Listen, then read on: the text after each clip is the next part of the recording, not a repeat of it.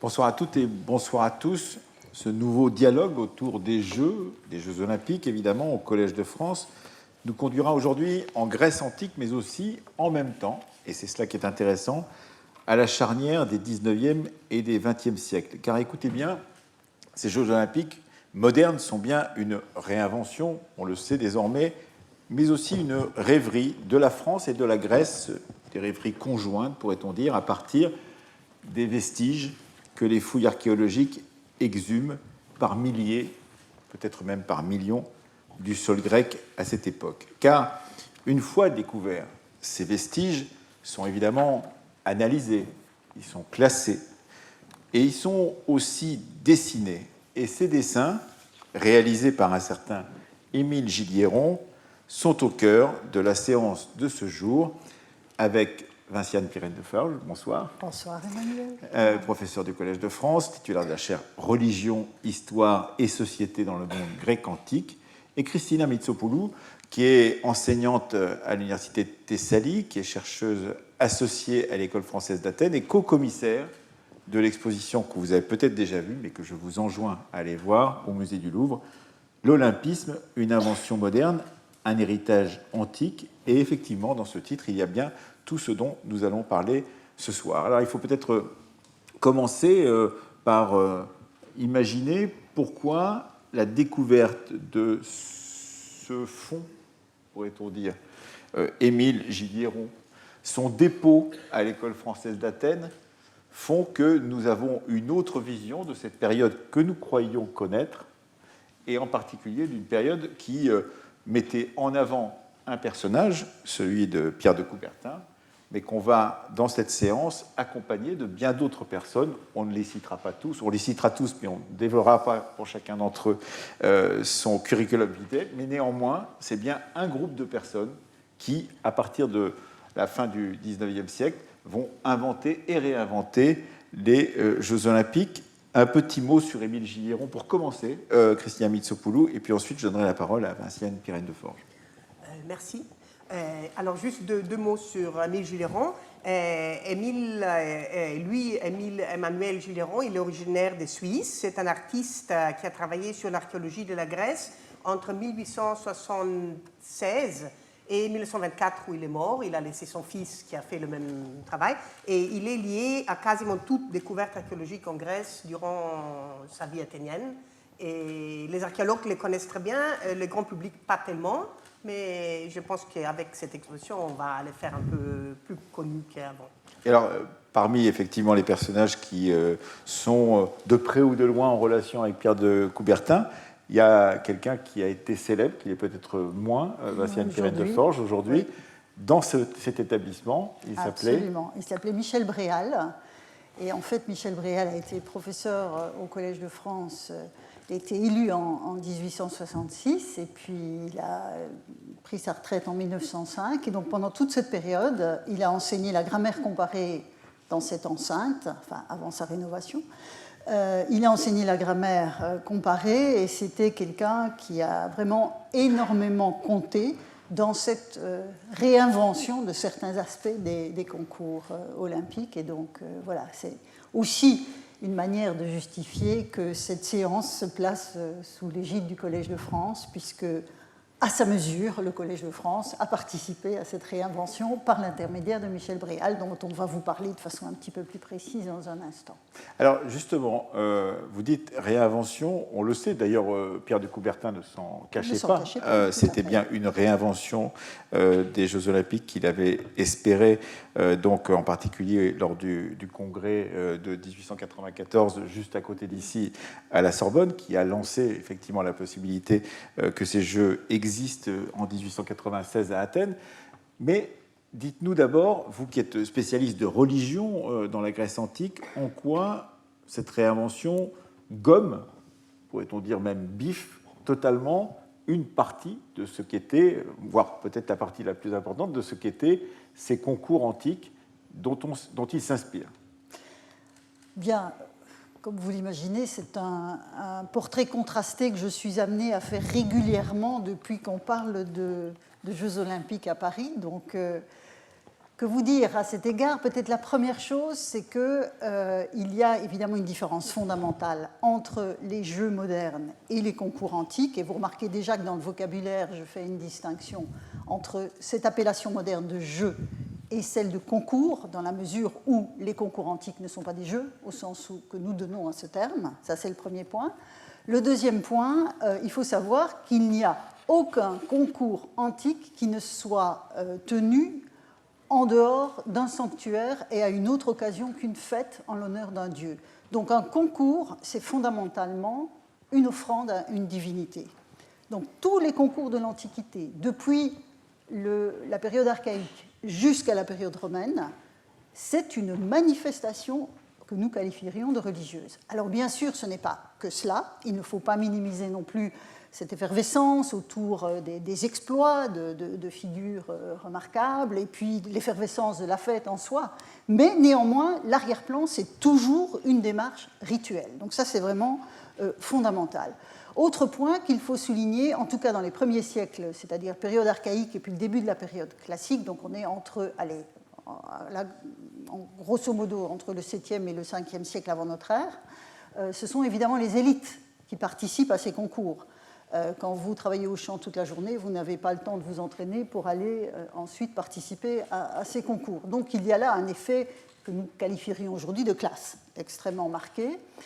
Il n'y a donc pas, au départ en tout cas, ce qu'on pourrait appeler une professionnalisation, mais au fur et à mesure que les concours vont se répandre dans le monde grec, et jusqu'à la période romaine, vous avez à ce moment-là de plus en plus d'athlètes qui vont se spécialiser et tourner d'une fête à l'autre, d'une cité à l'autre, parce qu'à ce moment-là, contrairement aux plus anciens concours où la récompense était simplement une couronne, et là, je pense que, voilà, vous avez à l'écran une des pièces qui est dans l'exposition et qui montre que le signe de la victoire, ça restera pendant toute l'Antiquité une couronne.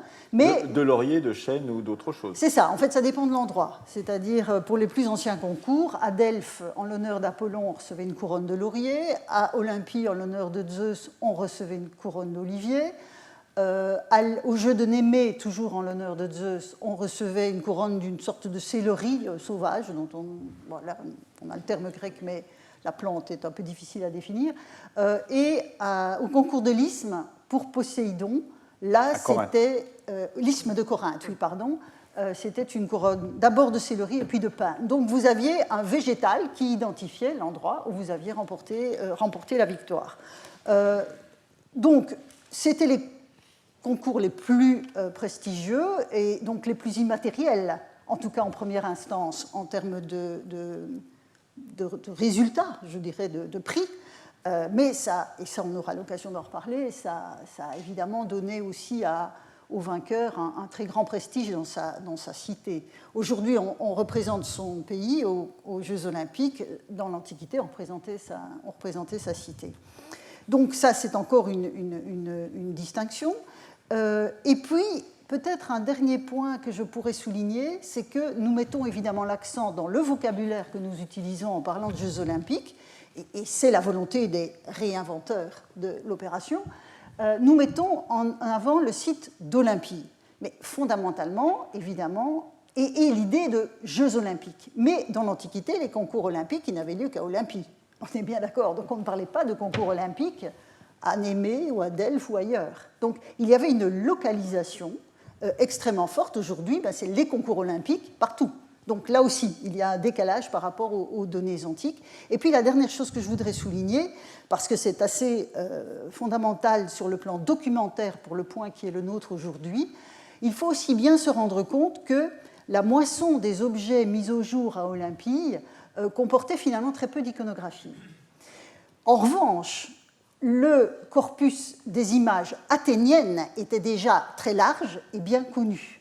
Donc fondamentalement, tout l'imaginaire autour des jeux dits olympiques est nourri d'une imagerie qui est puisée aux jeux d'Athènes, c'est-à-dire les jeux panathénaïques, les concours panathénaïques, si je veux respecter la distinction. Et donc, si on met pour vous montrer, donc à Athènes, alors il y avait peut-être des couronnes, parce que la couronne était assez répandue, mais le vainqueur recevait une amphore avec une ou plusieurs amphores avec de l'huile d'olive. Donc c'était là aussi c'était un ingrédient de prix. Et j'attire votre attention sur quelque chose qui illustre le premier point dont je suis partie. Vous avez certes l'image de la course, c'est-à-dire la discipline dans laquelle le vainqueur s'est illustré, mais de l'autre côté du vase, vous avez la déesse.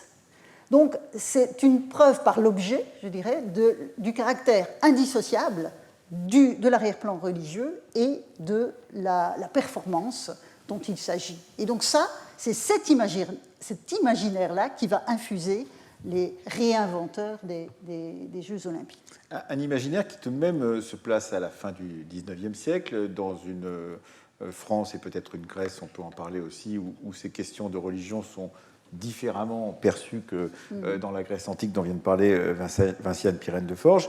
Et donc à partir de ce moment-là, d'une certaine manière, on va gommer cet aspect peut-être religieux, justement.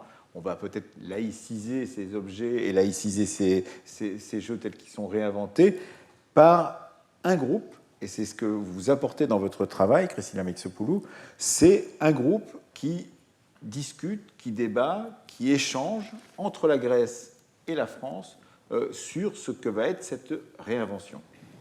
Voilà. Alors, il faut tout d'abord dire que l'époque durant laquelle mûrit ces projets de Pierre de Coubertin de créer, de refonder les Jeux olympiques, qui bien sûr remonte déjà bien avant les années 1880, et tombe justement dans une période très importante pour la Grèce, qu'on appelle la période des grandes fouilles. C'est une période d'à peu près 20 ans, les années 1880-90, à l'époque du roi Georges Ier en Grèce, où avec l'aide des écoles étrangères très souvent, mais aussi avec les archéologues grecs, on découvre, on fouille à très grande échelle les grands sanctuaires de la Grèce, l'Acropole d'Athènes, justement Olympie, Delphes avec les Français, Marathon, etc. Et c'est la fouille d'Olympie menée par l'Institut allemand à partir de 1875 qui ranime cet intérêt pour l'Antiquité liée aux jeux. Bien sûr, comme nous avons déjà discuté, on a eu d'autres tentatives de recréer les Jeux olympiques en Grèce, les Olympiades des Appas, mais qui étaient un antécédent, mais ce n'est pas du tout ce qu'on connaît pour le projet de Pierre de Coubertin. Oui, c'était une sorte de milliardaire, on peut dire, quelqu'un qui était très riche, un évergète à sa manière, qui, dans les années qui précèdent Pierre de Coubertin, tenter de relancer des Jeux olympiques qui sont un peu oubliés aujourd'hui, mais qui étaient aussi une façon pour les Grecs de se rassembler autour d'une grande Grèce, une sorte de nation rêvée, pourrait-on dire, qui soit bien plus grande que la Grèce indépendante de cette fin de 19e siècle. Mais oui, on peut dire que Coubertin et ceux qui l'ont accompagné ont gommé cet aspect-là pour pouvoir réinventer véritablement ce qu'on connaît aujourd'hui. Voilà. Alors, Pierre de Coubertin et son entourage, en fait, il est mené par l'intérêt du pacifisme, ça tout le monde le sait aujourd'hui. Et alors c'est comme ça qu'il va rassembler autour de lui un groupe d'agents internationaux dans divers pays qui vont essayer d'imposer par l'éducation sportive un chemin vers une compétition pacifique entre les nations. Et c'est justement dans cet effort qu'il va rencontrer aussi Michel Bréal, le professeur du Collège de France que nous avons déjà mentionné. Ici, on vous montre cette galerie de portraits. On a choisi ces 6 personnalités, 6 hommes. Bien sûr, c'est seulement une petite minorité de la très grande communauté du communauté olympique du début, mais ce sont les personnes qui sont importantes pour l'histoire que nous voulons vous développer.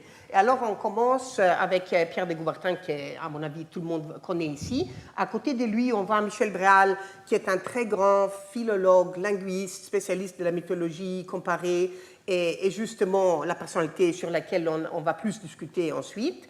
Et après, au centre, vous voyez Dimitros Vikelas, qui est un littéraire, en fait un commerçant grec qui vivait à Londres et à Paris. Il est littéraire. Il a été choisi à cette époque-là par la Grèce et aussi par le futur CIO ici à Paris en 1894 pour devenir le premier président du CIO. Et il a seulement gardé ses postes pour le premier jeu à Athènes. Il a démissionné ensuite Et après, c'est Pierre de Coubertin qui a gardé ses postes pour de nombreuses décennies. À côté, vous voyez une très rare photographie d'Émile Juilleron, justement de ces peintres artistes de l'archéologie grecque dont nous allons parler durant notre discussion ici.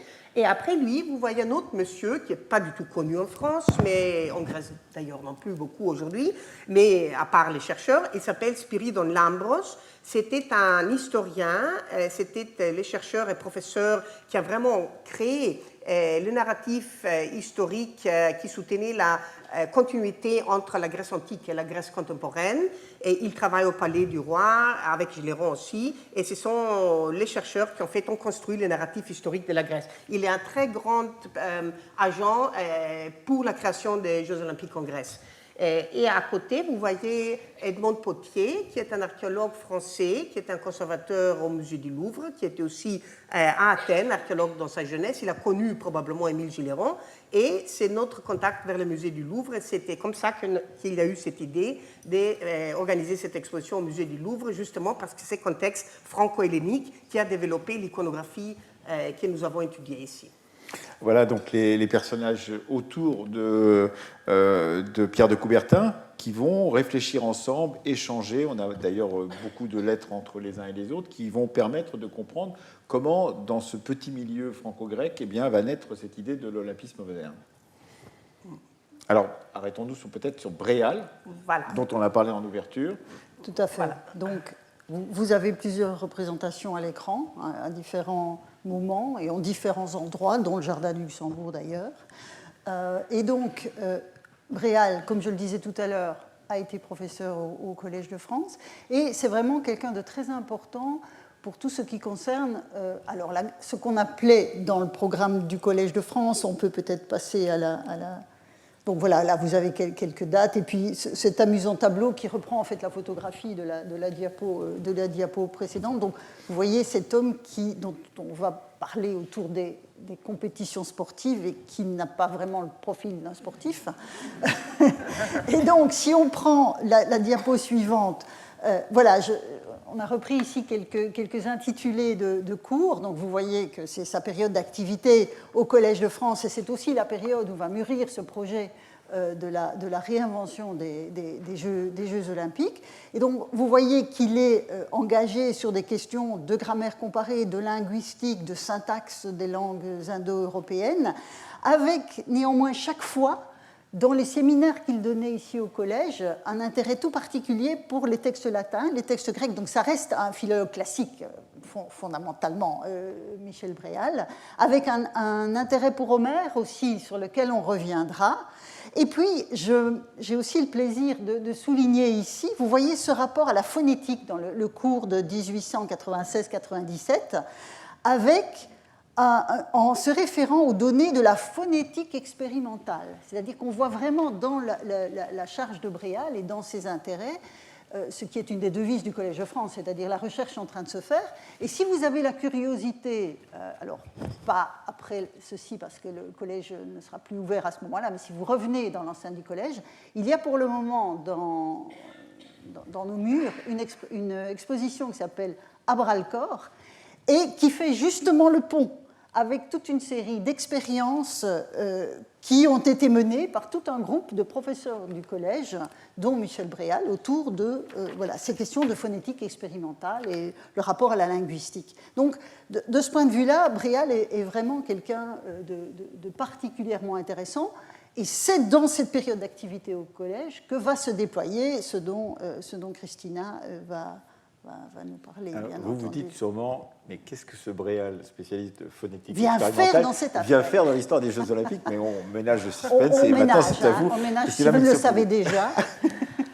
Voilà, alors on continue sur Michel Bréal. Je dois dire que les photographies que nous avons montrées viennent de la famille Bréal, qui a eu la gentillesse de les partager avec nous, de ses descendants.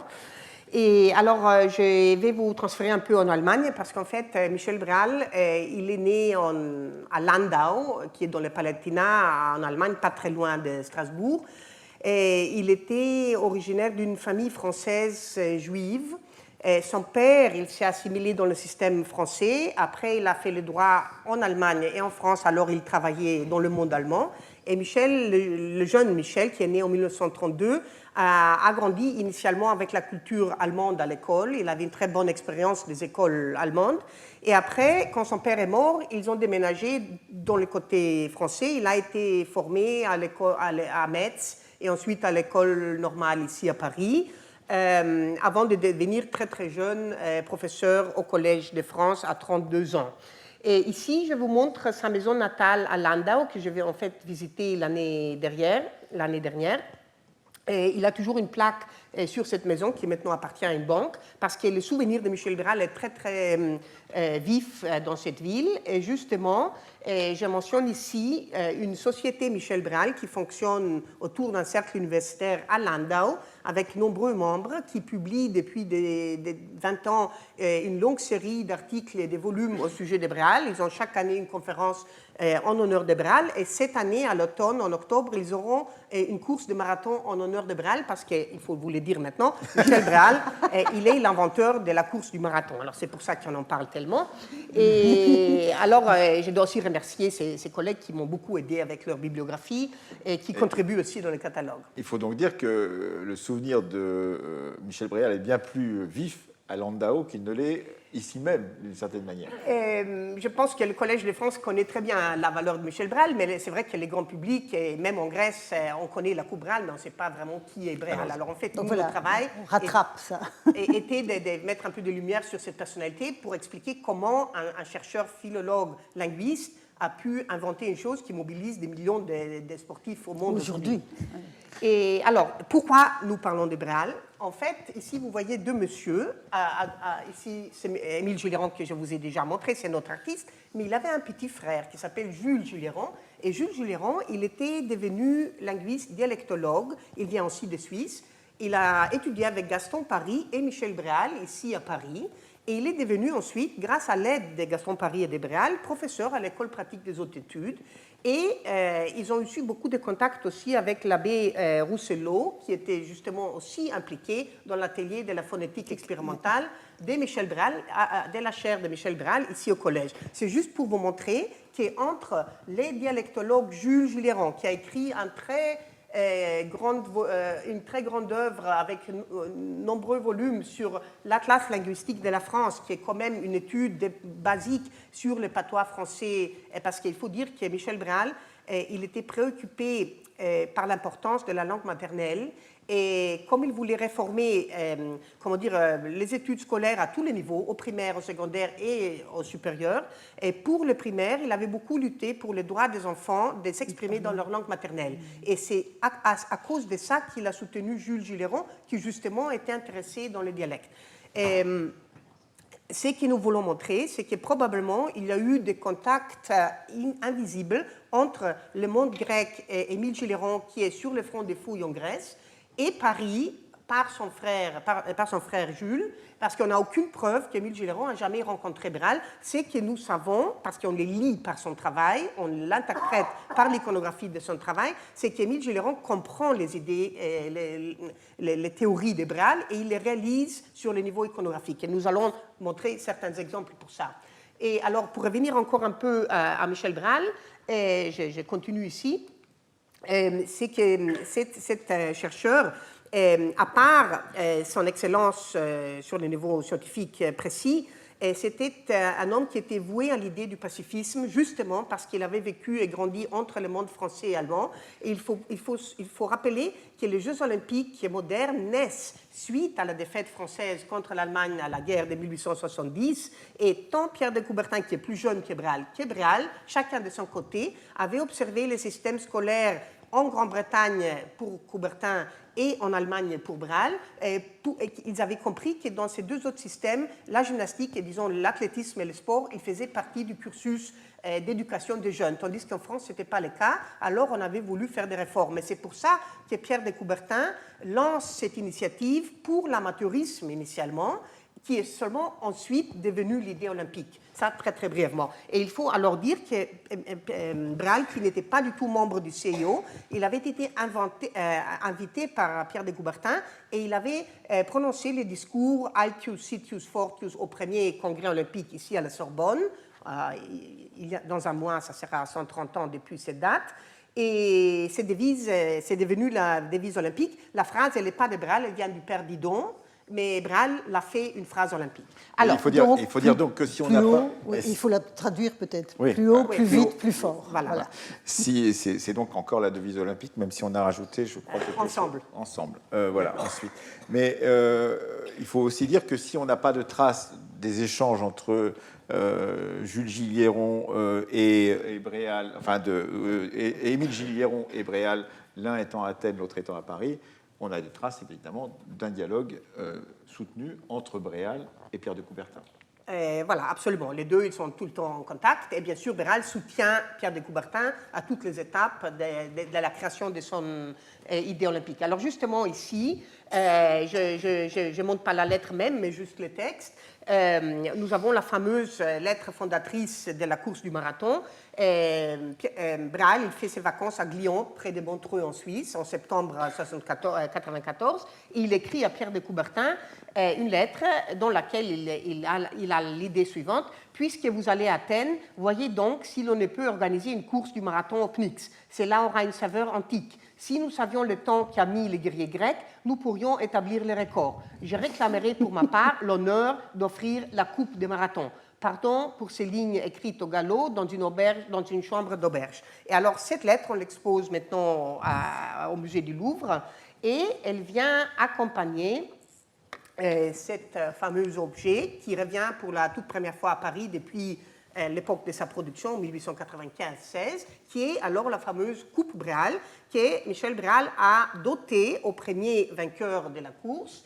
Et il faut vous rendre compte que c'est en fait la première coupe olympique connue pour la course du marathon, et il a beaucoup de significations iconographiques. Est-ce que cela a une saveur antique? Bonne Ou est-ce question. que cela a une saveur moderne? C'est la question qu'on peut se poser. Voilà. Est-ce que cette coupe Bréal dit quoi? Elle dit quoi justement de cette saveur antique que voulait Michel Bréal, ou au contraire d'une réinvention complète de cette saveur antique? Voilà, alors c'est une très bonne question. En fait, si vous la regardez comme ça, vous voyez une coupe de champagne parisienne de style Art Nouveau qui est décorée de feuillages, d'oiseaux. Et la seule chose un peu antique, c'est l'inscription qu'elle porte en grec. Olympiaki Agone Marathonion Athlon Edo και Michael Bréal, ça veut dire Jeux Olympiques de 1896, coupe de marathon offerte par Michel Bréal. C'est la seule chose qui fait une référence au sujet.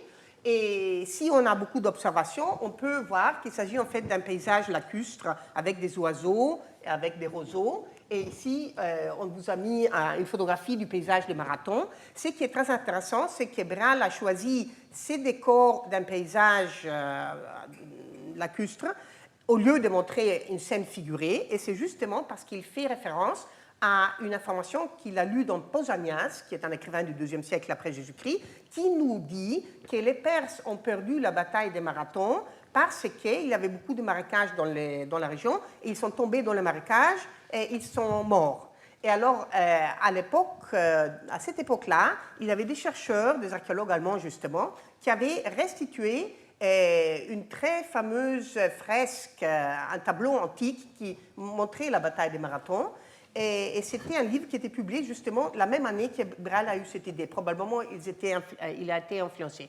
Ce qu'il faut, bien sûr, que je vous dise ici, c'est que l'artiste qui travaillait avec les archéologues à Marathon et lors à la fouille du tumulus des Athéniens, c'était Émile Gilliéron. Alors, nous avons un autre artiste sur le site, Bréal à Paris, qui a eu cette belle idée. Alors, ici, je vous montre cette image avec différents détails. Alors, regardez la matière. La matière du vase, c'est l'argent. Et c'est l'argent parce que Bréal se réfère à des coupes en argent qui ont offert aux vainqueurs des Jeux en honneur d'Hercule à Marathon. En fait, ils ont besoin de mettre Marathon dans le narratif. Et le sanctuaire n'est pas connu du tout, mais c'était Marathon qui les intéressait, parce que Marathon, c'est un lieu d'une bataille fameuse pour la Grèce antique, et la Grèce moderne, elle avait beaucoup d'intérêt à nouer avec son passé antique. La forme, elle est tout à fait française. Le style, c'est l'art nouveau. Le décor, c'est les paysages dont je viens de vous parler. L'inscription, elle noue avec l'Antiquité. Et justement ici, Michel Bréal imite le magistrat de la cité athénienne qui signait lui aussi les vases panathénaïques que Vinciane vient de nous montrer il y a peu. Et il faut maintenant dire que Michel Bréal, il est l'inventeur de la discipline qu'on appelle la sémantique. C'est peut-être son travail scientifique le plus connu. Et à mon avis, on peut lire cette coupe avec les outils de la sémantique, c'est de la sémantique iconographique. J'ajoute juste encore l'information qu'aujourd'hui, cette coupe appartient à la Fondation Stavros Niarchos en Grèce et que c'est la toute première fois qu'elle vient à Paris et que c'est déroulé, que vous voyez, ces images sont tout à fait neuves, faites pour l'exposition. Et grâce à la Fondation Niarchos. Voilà. Oui. Alors, on voit bien tout cela, mais il faut rajouter des personnages autour de cela, en particulier celui de Lambros, dont vous avez parlé tout à l'heure, qui fait partie de cette galerie de portraits que vous nous avez présentée en tout début de cette discussion. Qui était Lambros et pourquoi a-t-il une importance aussi dans cette affaire de la recréation des Jeux Olympiques? Voilà. Alors, Spiridon Lambros, c'est alors, comme j'ai dit déjà au début, un professeur d'histoire médiévale en Grèce, mais il est beaucoup plus que ça. C'est une personnalité qui est très, très investie dans la cause olympique. Il était lui-même fondateur avec ses frères d'une grande société littéraire qui s'appelle le Parnasse à Athènes, qui organisait des événements artistiques. Alors lui, il était collaborateur de Gilles Héron. Ils ont travaillé ensemble déjà depuis 20 ans. Ils se connaissent très bien. Ils ont le même âge. Ils sont tous les deux professeurs au Palais Royal. Alors, Lambros, c'était l'homme qui a écrit dans la presse grecque toutes les idées de Bréal sur la course du marathon, parce qu'en fait, il faut dire que comment est-ce qu'on va remplir un stade pour une discipline athlétique que personne ne connaît, comme cette discipline n'existait pas. Alors, c'était Lambros qui s'était chargé de la tâche d'écrire 5 ou 6 articles toutes les semaines avant les Jeux Olympiques de 96, afin d'apprendre aux Grecs de quoi il s'agit. Il a fait le marketing de cette... C'est ça, Voilà, exactement. il a fait tout à fait le marketing. Et en fait, Bréal, il a écrit seulement ces 5 lignes que je vous ai lues tout à l'heure. Et des pages de pages sont écrites par Lambros, en fait. On pense même qu'on peut dire que l'idée, elle est peut-être venue de Lambros, parce que c'est lui qui développe tout. Alors, ce qui est intéressant, c'est en écrivant ces articles dans la presse, il a été peut-être un peu inspiré ou jaloux du succès qu'avait l'idée de Bréal. Alors, il a eu la bonne idée de demander à son frère, qui était antiquaire, d'offrir lui-même aussi une autre coupe. Alors, on a une deuxième coupe qui a été offerte au vainqueur des marathons, qui était justement la coupe grecque. Cette fois-ci. Voilà, alors Grecque on a moderne. la coupe française et la coupe grecque, qui a cette fois-ci la scène des hommes qui courent. Et il a aussi une belle histoire avec cette coupe que je ne peux pas développer maintenant. C'est un vase qui avait été perdu, qui a été trouvé récemment. Mais je vais rester sur la scène. Vous voyez là un petit dessin très modeste qu'on a retrouvé dans le fonds Gilles Héron, qui justement prouve que le dessin, la chromolithographie publiée de ces vases à la presse à l'époque, elle est faite par Émile Gilles Héron, qui prouve alors que notre artiste, il est tout à fait proche aux grandes personnalités, Lambros et Bréal, qui lancent cette idée. C'est juste un exemple comment ces personnages collaborent l'un avec l'autre. Voilà. Et je voulais juste montrer encore cette image avant, que Gilles Héron, il s'est ensuite inspiré du succès de ces trophées de 96. Et pour les Jeux qui ont suivi 10 ans après à Athènes, la dite Messe Olympiade, il a puisé de son expérience archéologique. Ici, vous voyez l'exemple des vases votifs qu'on appelle kantaroi. Ce sont des vases pour le vin qu'on avait dans le sanctuaire de Dionysos, ou d'un vase vrai qu'on a trouvé au Cabiron de Thèbes. Gilles Héron, il a créé un projet d'un trophée en forme de kantaros en argent, et c'est l'archétype en fait du trophée moderne. C'est pour ça qu'on a des coupes avec les autres anses. C'est soit les vases panathénaïques, les amphores, soit les canthares. Et c'est alors Gilles Héron qui a créé la forme du trophée athlétique moderne, inspiré par Bréal, mais ça date de 1906. Il faut donc bien dire et rappeler effectivement que Gilles Héron est présent sur toutes les fouilles qui se déroulent à cette époque-là à Athènes, qu'il a une importance considérable. Et peut-être rappeler que ces objets qu'on voit ici et que vous nous montrez sont présents dans l'exposition du Louvre ces temps-ci, mais aussi que c'est parce que la famille de Gilles Héron, le dernier représentant de cette famille, à conserver la totalité des papiers, des esquisses de Gilles Héron, que ces archives ont été confiées à l'École française d'Athènes, que vous travaillez sur ce sujet-là, qu'au bout du compte, on peut avoir ce renouvellement complet de ce que l'on pensait être justement la naissance des Jeux Olympiques et les gens qui tournaient autour de cette naissance. Alors peut-être il faut s'attarder sur ce que vous avez dit tout à l'heure qui était extrêmement intéressant, c'est-à-dire que nous sommes dans une époque de folie des fouilles archéologiques et que cette folie est partagée par toutes les puissances européennes de l'époque, les Grecs eux-mêmes bien évidemment, et que toutes ces fouilles ont un témoin qui s'appelle Émile Gilles Héron. Voilà, vous avez très bien fait de nous mener sur cette histoire de la donation du fonds Gilles Héron à l'École française d'Athènes. Ici, il faut mentionner aussi le professeur Alexandre Farnoux, qui était lui qui a reçu ce fonds à Athènes il y a une dizaine d'années. Il dirigeait l'école à l'époque. Il dirigeait l'école à l'époque. Et alors, en fait, l'école française a eu la chance que le dernier descendant de cette famille a compris qu'il a une énorme valeur de recherche, et ce n'est pas seulement pour les Jeux Olympiques, c'est pour toute l'histoire de l'archéologie grecque. Et par ces fonds de quelques milliers de documents, nous avons, depuis quelques années, assemblé les dossiers olympiques. Et on a justement jugé que les Jeux Olympiques de Paris de 2024, où on a pour la 3e fois les Jeux Olympiques à Paris, dans la ville fondatrice de cette institution, c'est une bonne occasion de lier l'école française, le musée du Louvre, le Collège de France et tout ce savoir franco-hellénique. Alors, allons-y sur ces archives. Vous nous parliez tout à l'heure en particulier d'Olympie, de ces fouilles qui ont eu lieu d'abord par les Français, ensuite par les Allemands. Ce site a été essentiellement fouillé par les Allemands. En quoi ce moment de 1875 a-t-il une importance particulière pour ce qui nous intéresse, c'est-à-dire la renaissance des Jeux Olympiques à la fin du XIXe siècle? Oui, alors bien sûr que la grande fouille allemande organisée depuis Berlin directement, qui commence alors à cette époque à Olympie, elle a tout de suite amené à la lumière des découvertes impressionnantes, des temples, des monuments, qu'on a très bien pu comprendre grâce au texte de Pausanias. Mais en fait, des points de vue image, iconographie athlétique, comme a déjà mentionné Vinciane, il n'en avait pas tellement. Et ici, je vous montre 2 exemples, 2 exceptions. C'est les 2 statues les plus connues qui ont été découvertes à cette époque-là par les fouilles allemandes. Et vous avez l'Hermès de Praxitèle, les 10 Hermès de Praxitèle, et puis la victoire de Préunios, c'est une statue d'une femme volante ailée qui est une victoire. Et très très vite, vous voyez que Gilles Héron, il s'inspire de ces images et il crée les timbres olympiques. Et en fait, le timbre olympique était un projet franco-hellénique encore, et était le seul projet de Gilles Héron connu qu'il était impliqué dans les Jeux olympiques. Et alors ici, je vous montre juste un choix, il y en a beaucoup plus d'images que vous pouvez découvrir dans le catalogue, mais je vous montre alors ces 2 images qui sont issues d'Olympie. Et face à ça, je vous montre des timbres qui sont inspirés de la ville d'Athènes, parce que justement, à cette époque-là, on avait le challenge, comment dire, le problème à résoudre, que la Grèce voulait organiser les Jeux olympiques à Athènes, tandis qu'Olympie n'était pas du tout prêt encore à accueillir, bien sûr, du public, et la Grèce, très très jeune, elle voulait bien sûr montrer sa capitale. Et alors, la Grèce, elle a fait rénover justement par un grec très très fortuné qui s'appelle Averov, le grand stade panathénaïque. Ici, vous voyez le timbre avec les stades, et qui était un bâtiment magnifique pour accueillir une telle manifestation. Il faut dire qu'aucun des autres pays qui ont fait les premiers Jeux olympiques n'avait un vrai bâtiment antique pour faire du sport. Alors là, la Grèce, elle avait un grand atout dans ses mains.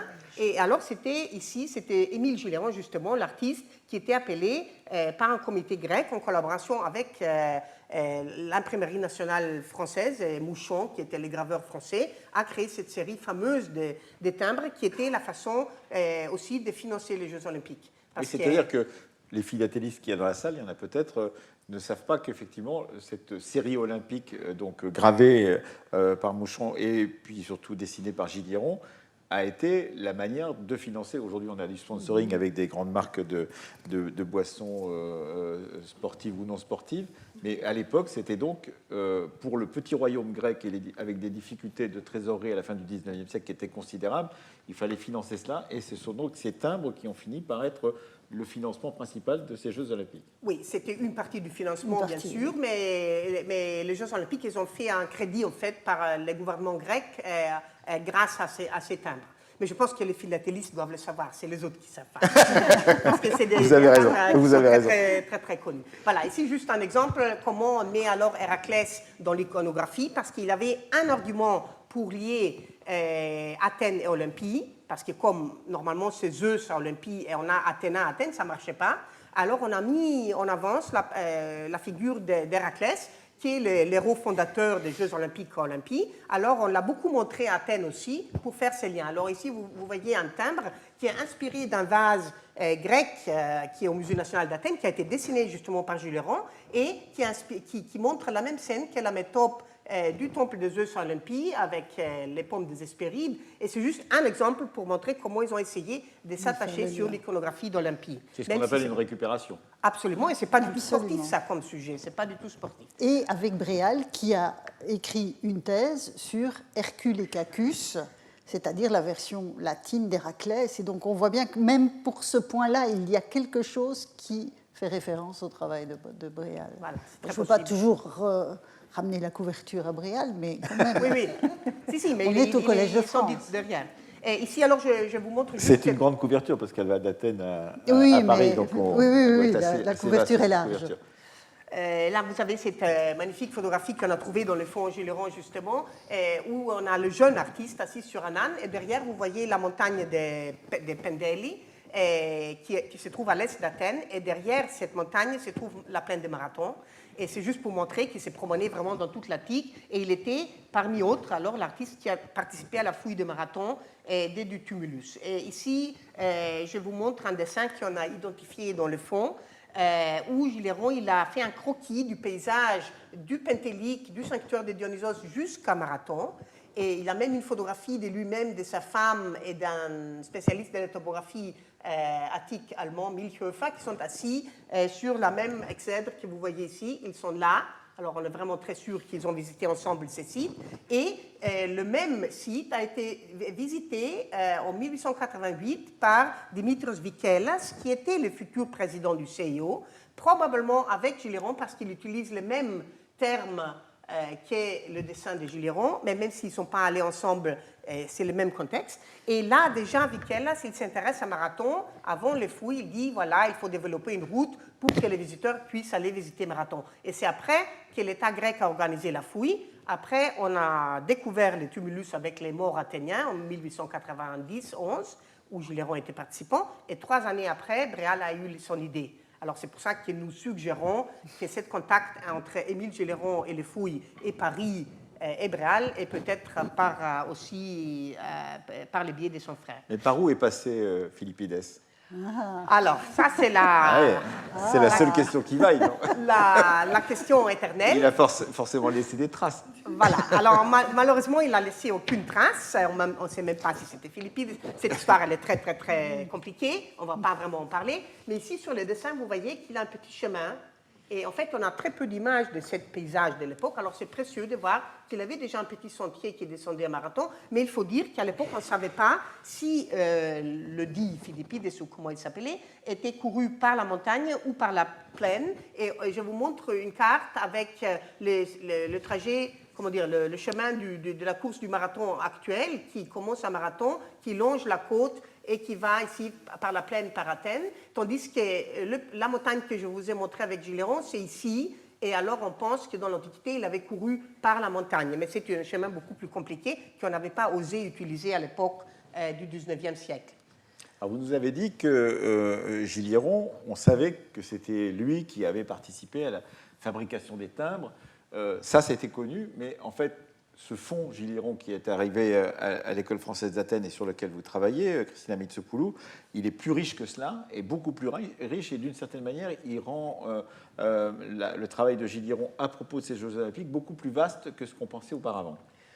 C'est comme ça, parce qu'à part les timbres qui sont déjà une célébrité en eux-mêmes, et c'est la première fois aussi qu'ils ont pu être exportés de la Grèce pour venir à Paris.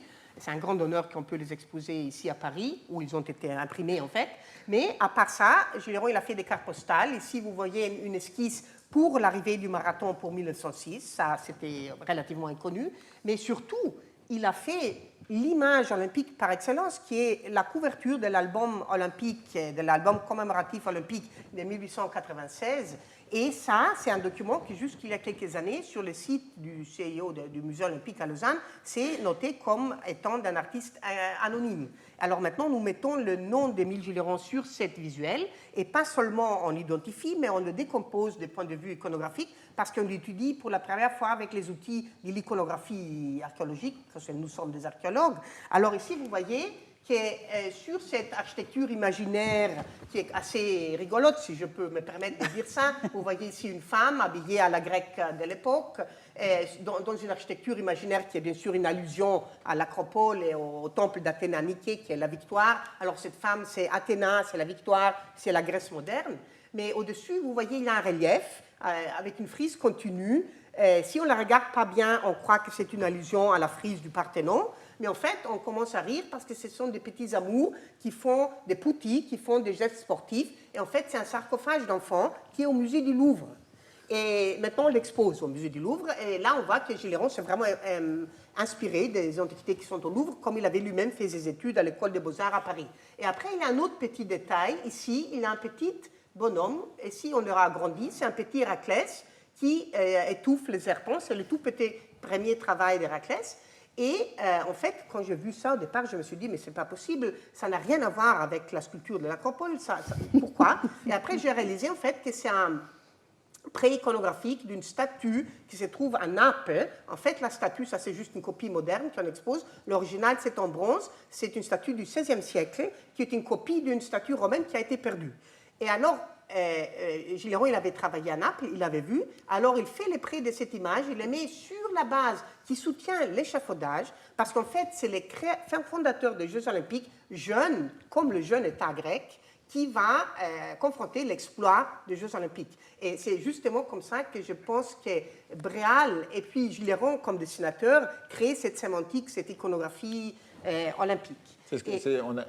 On parle dans l'architecture d'éclectisme, c'est quand même très éclectique. Très éclectique, c'est très éclectique. Et puis, j'attire votre attention aussi sur les dates. Ah, voilà, bien sûr. C'est-à-dire qu'ils ont créé sur cette affiche la continuité avec l'Antiquité, en indiquant la date reconstituée de fondation des concours à Olympie, et puis la date des Jeux Olympiques d'Athènes.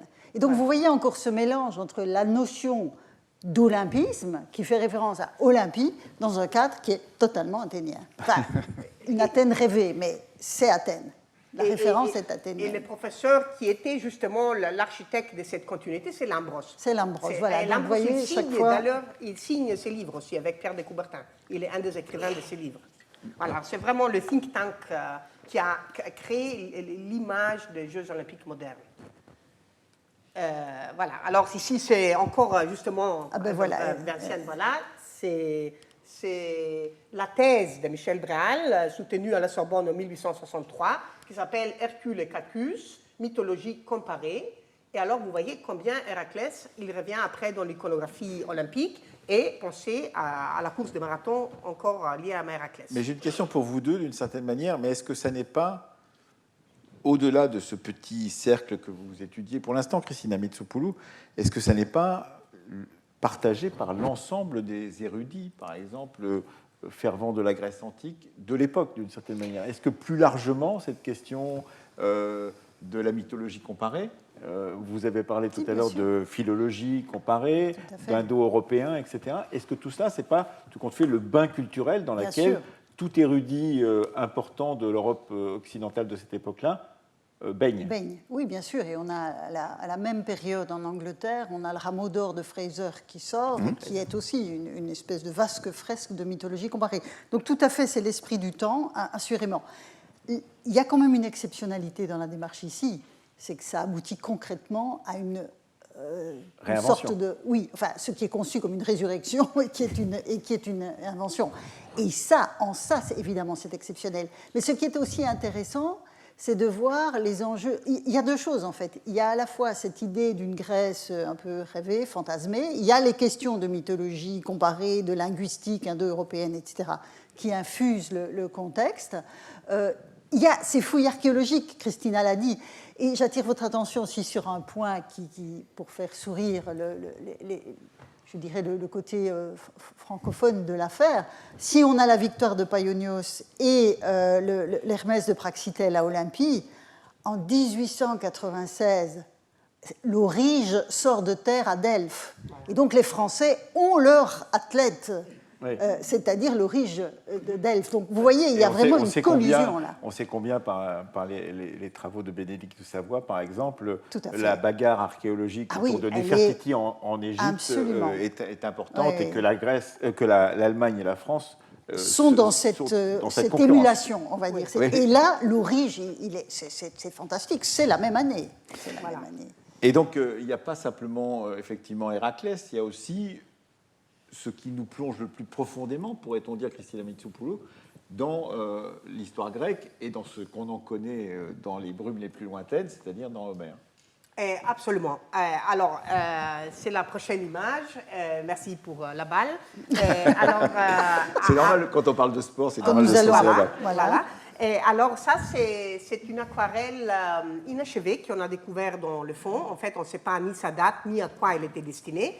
Mais en l'observant, on a compris qu'en fait, elle est dessinée de la même façon que l'autre image olympique que je viens de vous montrer.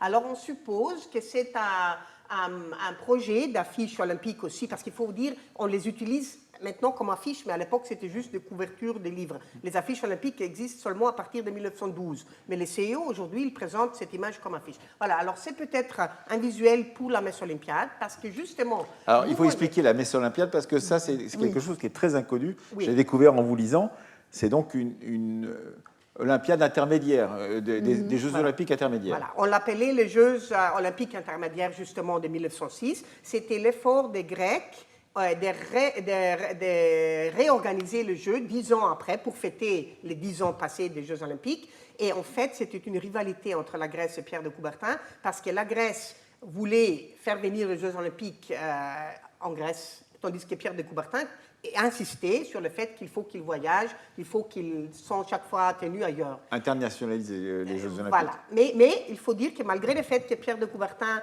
n'a pas inscrit la messe olympiade dans la liste officielle, il les a quand même permis. Et il faut dire qu'ils étaient tellement bien organisés, les Jeux de la messe olympiade, qu'en fait, ils ont sauvé la cause olympique, parce que les Jeux avant, ceux de Paris 1900 et ceux de Saint-Louis 1904, ils n'étaient pas réussis, parce qu'ils étaient organisés dans le cadre des expositions universelles, et alors il n'y avait pas de spectateurs.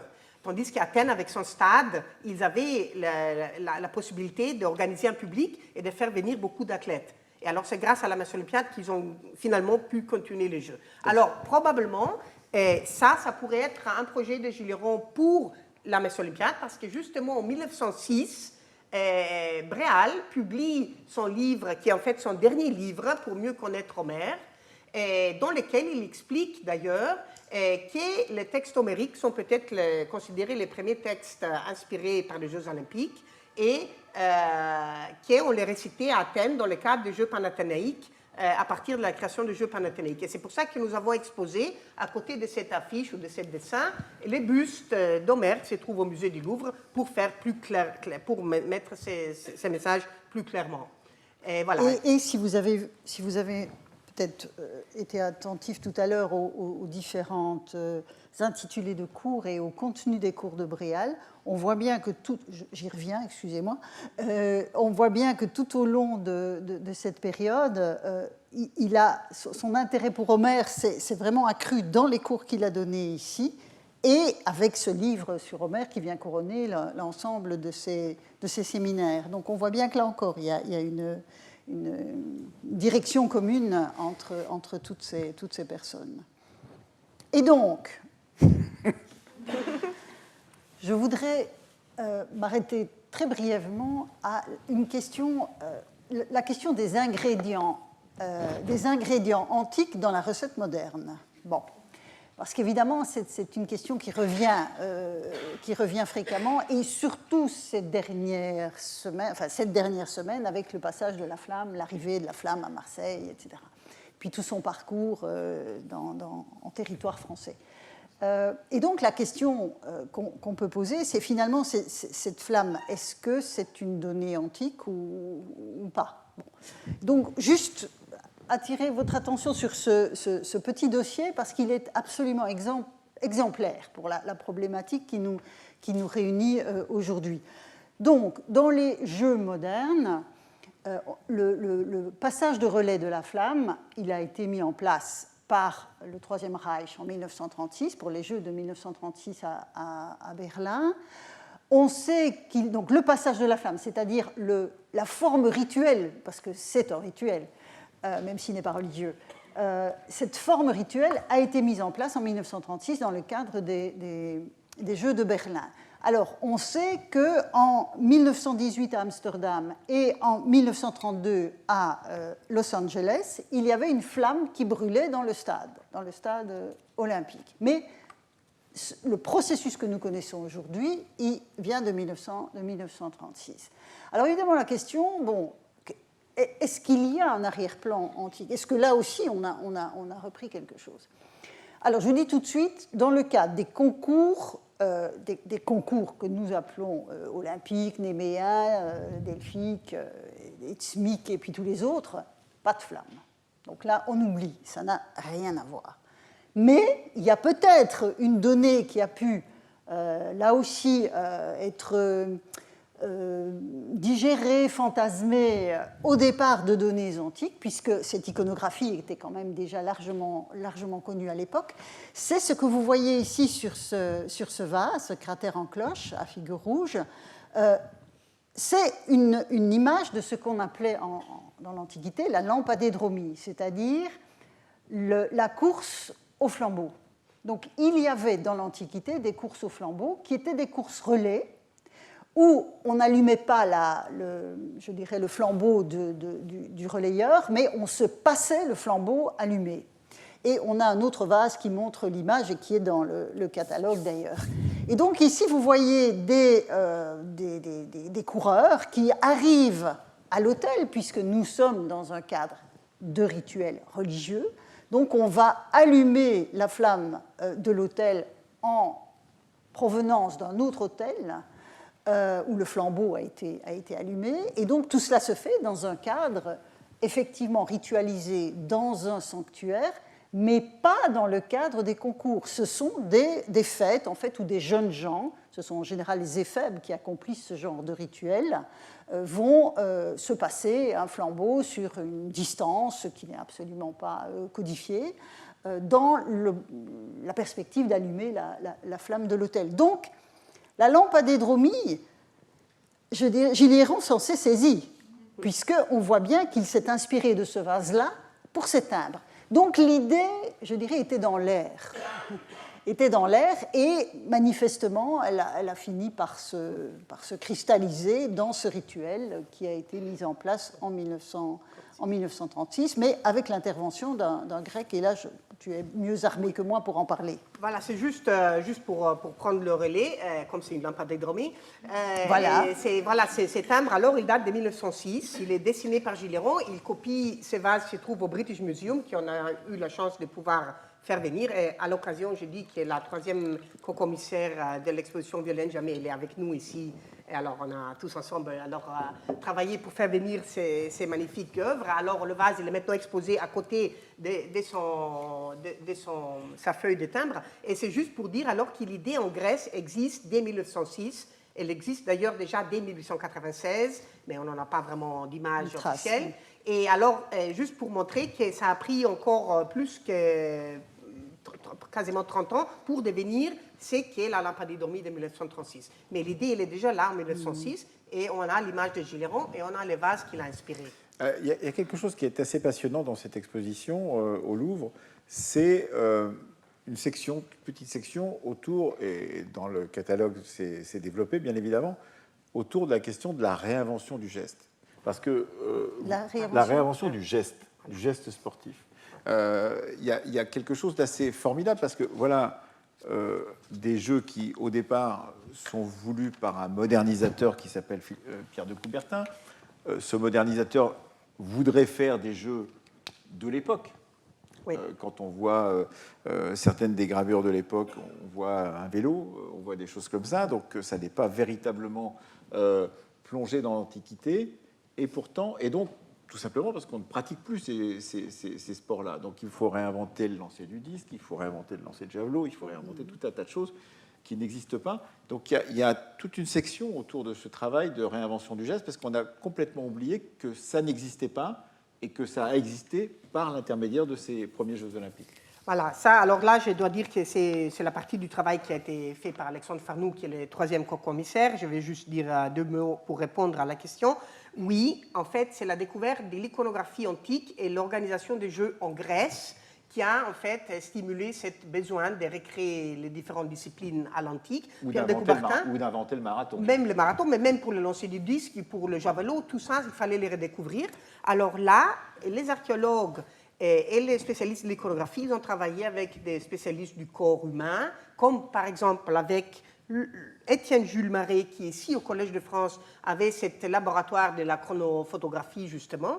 Et vous connaissez, j'imagine, les photographies qu'on a souvent dans des manuels d'histoire du sport ou même des manuels d'histoire, de ces chronophotographies où on voit courir un cheval ou courir un être humain, effectivement. Ils sont dans l'exposition à Bras-le-Corps. Voilà. Donc ça fait partie de ce bain dans lequel tous ces personnes ont baigné. Et qui se rapproche de ces cratères que l'on peut voir, par exemple, dans les musées, et qui représentent effectivement l'effort, en plein effort des sportifs en train de courir. Voilà. On observe les images antiques et après on essaye de les imiter. On lit bien sûr aussi des textes sur les sports antiques qui existent.